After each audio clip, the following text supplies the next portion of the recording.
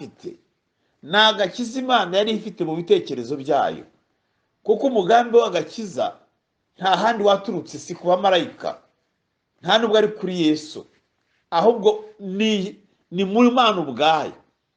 Agakiza ni impano y'Imana, agakiza katurutse ku Mana mu bitekerezo byayo no mu bushake bwayo. Noneho Yesu aritanga agasohoza mu bantu, aragasohoza nk'uko umubyeyi abasha guhamagara umwana we ati hano wa mwana we ngutume, akira agacuma unshyirire uyu muryango.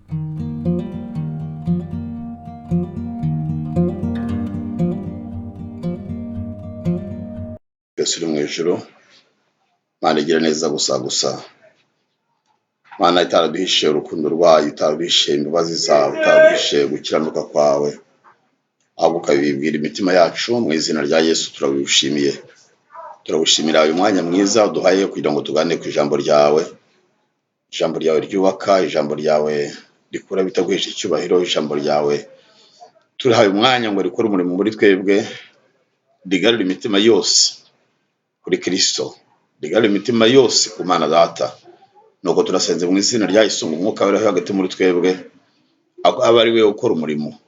Turakwemerera akanwa kacu kabe impanda, akanwa kacu kabe mikoro, wowe irangurura ubwoko bwawe ibyo ushaka kubagezaho. Tubisabye Imana mu izina rya Yesu, amen. Bene Data, tugiye kuganira ku ijambo ry'Imana. Uwo muteze amatwi muri aka kanya, kugira ngo twumve ijambo ry'Imana, ni Pasiteri Niyonsenga Maraki, niwe mugiye kuganira ku ijambo ry'Imana, kuko Imana niko yabishatse. Imana yacu ihabwe icyubahiro kuko itwemereye.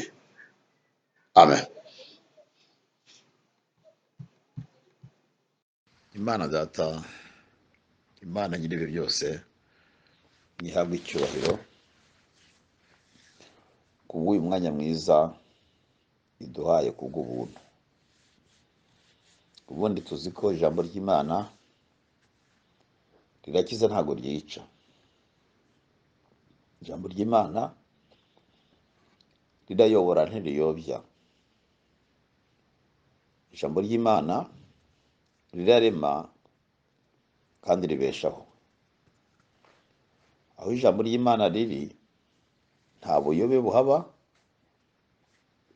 nta gusubira inyuma kuhaba. N'usubira inyuma kubw'ijambo yamenye abyuka, n'uwaguye riramubyutsa kubw'ijambo ry'Imana. Turebe ijambo ry'Imana kubw'uyu mwanya mwiza Data duhaye, riboneka mu gitabo cya Yesaya, ibice 5, turahera ku murongo wa mbere tugeze umurongo wa 7. Yesaya ibice 5, umurongo wa mbere kugeza umurongo wa 7. Reka ndirimbire umukunzi wanjye indirimbo y'uruzabibu rwe. Umukunzi wanjye yari afite urutoki rw'uruzabibu ku musozi urumbuka, ararutabirira, arurimburamwo amabuye, aruteramwo insina y'umuzabibu y'ubwoko bwiza cyane, arwubakamo inzu y'amatafari ndende, acukuramo n'urwina, kuko yiringiraga ko ruzera inzabibu, ariko rwera indibu. Yemwe mwa baturage b'i Yerusalemu mwe, namwe bagabo b'i Buyuda, nimudukize njyewe n'uruzabibu rwanjye. 4. Ikintu nari nkwiriye gukorera uruzabibu rwanjye nasize ni ikihe? Ko nari niringiye ko ruzera inzabibu, niki cyatumye rwera indibu? None rero reka mbabwire ibyo ngiye gukorera urutoki rwanjye. Nzasenya uruzitiro rwarwo, maze rwonwe rwose, nsenye n'inkike zarwo, runyukwanyukwe, kandi nzarurimbura, ntiruzicirwa, ntiruzahingirwa, ahubwo ruzameramwo imifatangwe n'amahwa, kandi nzategeka ibicu bye kurugushamo imvura, kuko urutoki rw'Uwiteka Nyiringabo ari inzu ya Isirayeli, Abayuda n'insina yishimiraga. Yabiringiragamo imanza zitabera, ariko abasangamo kurenganya. Yabiringiragamo gukiranuka, ariko abasangamo urugomo. Ayimana utubabarire. Tumaze gusoma amagambo usanzwe uzi, amagambo umenyereye, ntabwo ari inzaduka, kandi reka ye kuba inzaduka, na Bibiliya yacu ntabwo ari inzaduka. Abashaka iby'inzaduka babisanga hanze cyangwa se inyuma ya Bibiliya, ariko mwoho imbere nta nzaduka, ahubwo ni bya bindi byacu bagenda duhererekanya, umuntu ahereza mugenzi we, undi agahereza ab'iki gihe, undi agahereza ab'iki gihe, undi agahereza ab'iki gihe. Ndetse Imana ubwayo ibasha no kubika ijambo ryayo, ikazarigarura mu gihe gikwiye, kuko ibona ko abari buryumve ariyo ribakwiriye. Imana niyo yateguye uyu mwanya mu gihe tutazi, mu gihe tutibwiraga, iyo yateguraga. Ndetse uteguye n'akurarika irandarika, ishima ko twaza kuyaganiraho. Reka ndirimbire umukunzi wanjye indirimbo y'uruzabibu rwe. Araririmbira umukunzi we ubasha kumutega amatwi. Hari uwo waririmbira nubwo waba ufite ijwi ryiza, ntagutega amatwi kubera impamvu zitari zimwe, nyinshi zitari zimwe rwose, zatuma wajya mu iteraniro bagahimbaza ukagenda usohoka udafashijwe, kubera umutima ukomerekejwe n'impamvu zitari zimwe kandi ziriho ntabasha kurondora muri aka kanya, kuko nzi ko tuba dufite umwanya mutoya. None uno muririmbyi yararirimba ngo aririmbira umukunzi we indirimbo y'uruzabibu rwe, urutoki rwe. Umukunzi wanjye yari afite urutoki rw'uruzabibu ku musozi urumbuka. Murumva ibintu bibiri, yari afite urutoki rw'umuzabibu ku musozi urumbuka. Urutoki rwo hari urutoki rwera ibitobe n'urwera inyamunyo. Ntabwo urutoki rw'umuzabibu ntabwo ari igitangaza ko muri iki gihugu bahingaga insina zitwa umuzabibu. Twebwe tukaba duhinga insina z'amoko aya n'aya. Ibyo ntacyo bihinduyeho, nta n'icyo bivuze rwose. Ariko icyo tureba ni urutoki ku musozi urumbuka. Urutoke ruri ku musozi urumbuka. Uyu muhinzi, uyu shebuja w'uru rutoki yavuze cyane, kuko ntabwo ndibongere gusoma, twasomye kandi umwanya dufite ni mutoya, kuko abantu baba bananiwe babasha no gusinzira, ugasanga bidutwaye umwanya, ntabwo turi bujye aho ngaho hose. Ariko reka turebe intumbero, turebe ikintu kimwe. Umukunzi we yari afite urutoke ku musozi urumbuka. Uyu mukunzi, uyu muhinzi yari afite insina, yari afite imbuto y'insina nziza yizera akunda. Insina yiteguriye, yakuye ahantu azi ko ari insina yera ibitoki byiza, ibitoki binezeza, ibitoki binezeza n'ababireba, binezeza nyiri urutoke, kandi bikanezeza n'abaguzi, n'abahisi n'abarebi n'abagenzi. Barayibonaga iyo nsina bakayinezererwa. Noneho iyo nsina yari ayifite, mu kubaho kwe yari afite iyo nsina, yifuza kuyitera ahantu heza. Azamuka imisozi, amanuka iyindi, anyura mu bikombe kugira ngo asingire undi musozi, aramanuka mu bishanga ashaka ahantu ho kuyitera, arahabona. Twasomye hepfo ngo kuko ari abayuda n'abayisirayeli, urutoki rw'Uwiteka niye nawe, imbuto yateye niyo mbuto. Ni agakiza Imana yari ifite mu bitekerezo byayo, kuko umugambi w'agakiza nta handi waturutse, si ku bamarayika, nta nubwo ari kuri Yesu, ahubwo ni muri Imana ubwayo. Agakiza ni impano y'Imana, agakiza katurutse ku Mana mu bitekerezo byayo no mu bushake bwayo. Noneho Yesu aritanga agasohoza mu bantu, aragasohoza nk'uko umubyeyi abasha guhamagara umwana we atenda hano wa mwana we ngo utume, akira agacuma unshyirire uyu muryango, akira ibyo kurya ubishyirire kanaka, ndabizi asonjesheje abana. Yesu yaritanze akora umurimo wo gusohoza ibyo Imana yashakaga ku bantu, kuko abantu bari bamaze guta Imana, baragiye kure cyane.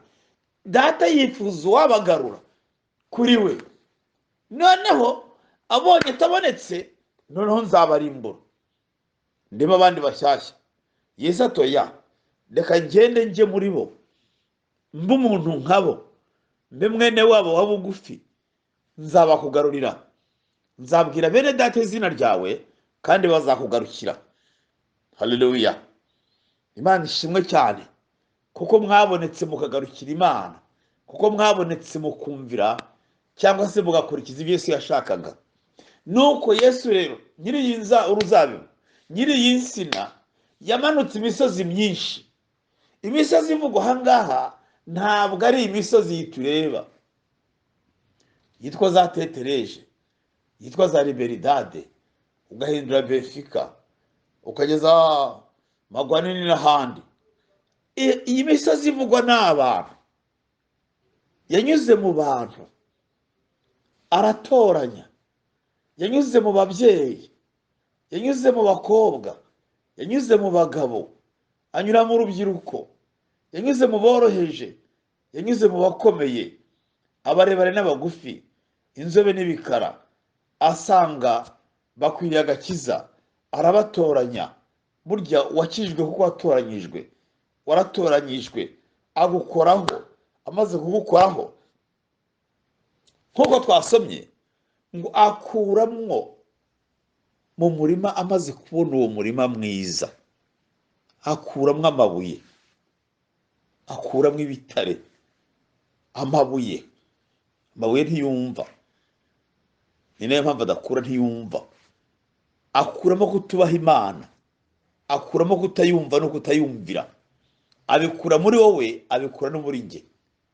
Hagati mu mabuye habamwo inkwavu, agikuramo amabuye inkwavu ziraturumbuka, uburyarya busohoka muri wa murima.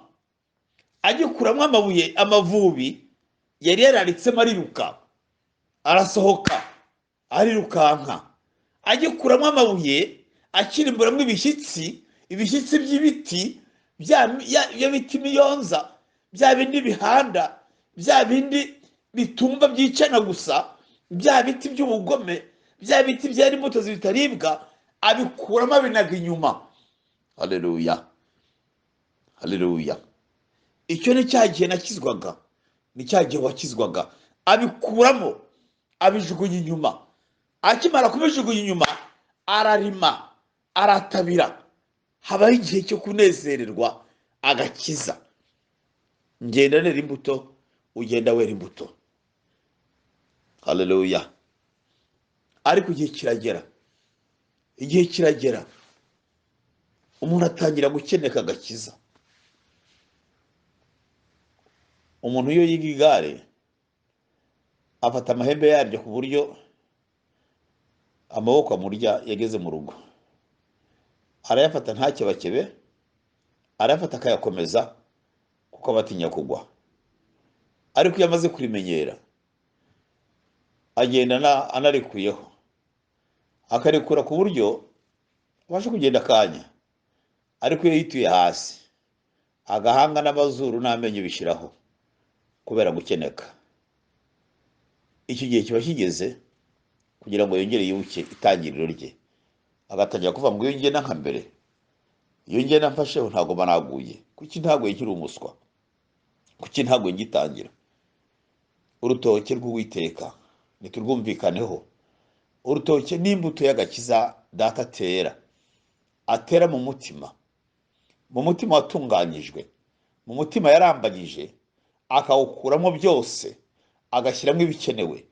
Amaze gukuramo amabuye, amaze gukuramo ibishyitsi by'ibiti, imbuto zitaribwa zivanyemo, ararima akuramo kutemera, udaca bugufi, akuramo kudaca bugufi, hahinduka ubutaka bworoshye, ubutaka bunejeje nyir'umurima. Asanze bunejeje nyir'umurima, ashyiramo amazi. Yo mu gihe cya Yoweri, nzasuka umwuka wanjye ku bantu banjye, nzabaha umwuka wera, asukamo amazi, umurima uranetera, umurima utangira kumeza utwatsi tworoshye, harameragamo ibiti bikomeye, hatangira kumera utwatsi tworoshye, insina iterwamwo, insina igaba amababi, igaba abana, irabyara irakura. Ariko noneho ubutaka bwaje kumera bute? Bwabaye ubutaka butumva, bwabaye ubutaka bwibuka gakondo yabwo, burongera burakonjera, imbuto ikomeza kuba nziza, ariko aho itewe haba habi. Aho itewe habaye habi, insina ntiyabasha kwera imbuto. Aho iteye hamaze kuba habi, insina ntiyakomeza gukura. Aho iteye habaye habi, ntabwo byakomeje kugenda nk'uko nyir'umurima yarishakaga, nk'uko nyir'uruzabibu rushakaga. Imbuto iracyari imbuto. Noneho nyir'umurima aje avuga ati, ngewe nizeye ko ngiye gukingura igipangu cyanjye hariya, maze nacukuyemo urwina, ndasanga byarahiye, ndabyenga rwose, ndakuramo umutobe ngaburira nzagemura n'amahanga. Nzitwa ukomeye kandi nzamenyekana, kuko nzi ko nakoze ibyiza. Zishimira imirimo y'intoki zanjye, kuko ibyo nakoze bihagije. Maze ngo agikingura, yewe we, mbega ngo agikingura we, asanga inzu y'indende cyane twamaze gusoma yayubakiye ubusa. Yumva akozwe n'isoni. Ageze ku rwina ati, ndashyiramo iki ko yansina itabashije kwera? Bene data, turebe neza, nitubanze turebe neza. Ntabwo insina yahindutse uko Imana itashakaga, ahubwo umurima niwe wahinduye insina. Wa murima watongowemo amabuye, sinzi niba amabuye yagarutsemo. Wa murima watongowemo amabuye, sinzi niba amabuye yagarutsemo n'inkwavu zikagarukamo. Wa murima watongowe n'amabuye, sinzi n'ukuntu amavubi yagarutsemo, sinzi ukuntu ibishyitsi byagarutsemo. Bituma insina inigwa rwose, ntiyabasha kwera imbuto zikwiriye izo shebuja yashakagaho. Noneho haravuga ati, namwe nimuze mundebere baturanyi, yemwe baturanye n'uyu murima, nimuze mundebere ikintu nashigaje ntakoreye uyu murima ni iki? Ko nawuzitiye nkakuramo amabuye, ibi byagarutsemo bite? Noneho mbabwire icyo ngiye gukorera urutoki rwanjye. Ngiye gusenya uruzitiro rwarwo, maze rwonwe. Mu ntoki z'Uwiteka ntabwo habamo urupfu, nyamara Imana izi ko urupfu rubaho. Mu ntoki z'Uwiteka ntiharimo kurenganya, nyamara izi ko kurenganya bibaho. Mu ntoki z'Uwiteka ntiharimo indwara, nyamara izi ko hari uteza indwara, ariwe Satani. Nicyo ashaka buri gihe ni uguteza indwara, ni uguteza urupfu, kuko ari mu ntoki ze, ni uguteza impanuka, kuko biri mu bubasha bwe. Ari ku isi arabishoboye. Ariko noneho Imana igira ite? Yubaka uruzitiro rukomeye kuri twe, iraturinda, itanga ingabo zo kuturinda, zikaturinda ibyo twarebesheje amaso n'ibyo tutabonye. None Uwiteka nyine ngo aravuga ati, niba yanze kwihana, niba yanze kwera imbuto ngo abanyamahanga babibone, ngo baze bakizwe, ngo bahindukirire, abantu bakaba barananiwe gukizwa kubera njye nawe, ngiye gusenya urwo ruzitiro. Nimara gusenya urwo ruzitiro rwonwe rwose, nzahagarika umugisha, nzahagarika imvura, nzahagarika izuba, nabirihera izuba ry'igihe nzarihagarika. Noneho mvuba izuba rikaze, izuba ryotsa, kuko ntacyo rwari rumariye. Kuko ku murongo waho wa nyuma ndi hafi gusoza, ku murongo wa 7. Kuko urutoki rw'Uwiteka Nyiringabo ari inzu ya Isirayeli, n'Abayuda ni insina yishimiraga, yabiringiragamo imanza zitabera, ariko abasangamo gukiranuka, abasangamo kurenganya. Yabiringiragamo gukiranuka, ariko abasangamo urugomo. Ngibyo ibyo dukwiye kwihana uyu munsi. Ngibyo iby'Imana dusanzemo abari kuri uru rubuga we. Abari kuri uru rubuga, ari uvuga ubutumwa, ari n'ububwirwa. Bikitwa uyu munsi nidusuzume nitwe mirima. Twabibwemo imbuto tuyibuza kwera. Wabibwemo imbuto uyibuza kwera. Yasanzemo kurenganya. Yasanze muri twe bumvisha ubutumwa bwiza kurenganya. Kurenganya, ufite inshuti wumva zahabwa ibyiza, ufite n'abo wumva wahibuye, ukaba wabahibuye, uti ngari muhanyanyaze, ariko Uwiteka siko abishaka, Uwiteka siko abibonye. Nidukure kurenganya mu mitima yacu, tuganire ibyubaka umurimo, tuganire ibyubaka umurimo, tureke gushyira ibisitaza imbere abagenzi bacu, tuvuga ibinyoma bidahura, ngo WhatsApp yunguke, megabyte zongerwemo, ariko ijambo ry'umwuka, ububasha bw'umwuka, umumaro w'umwuka buri umwanya. Nyamuneka bikitwa none witandukanye n'ibyo, kuko Yesu aragushakaho imbuto nziza. Niba wanze, arasenya uruzitiro, maze ibirimbura byo biriho rwose, kandi ibyica biri hafi. Tuvuga kwiriye, tuvuga yubaka ubwami, tuvuga yagura umurimo wa Kristo muri twebwe. Imana nyir'ibihe byose ibampera umugisha. Imana nyir'ibihe byose ibampera umugisha. Yesu ugira neza, atanga umwuka wera ko kukibutsa ibyawe, kuko bikitwa none Yesu agushaka, kandi nawe kumushaka. Ntabwo turaba kuzimira, nuko ntuzimire nanjye sinzimire, ahubwo twigizwe hafi n'ijambo ry'Imana. Twihane bikitwa none kuko bidukwiriye. Bisima Imana mu izina rya Yesu. Amen.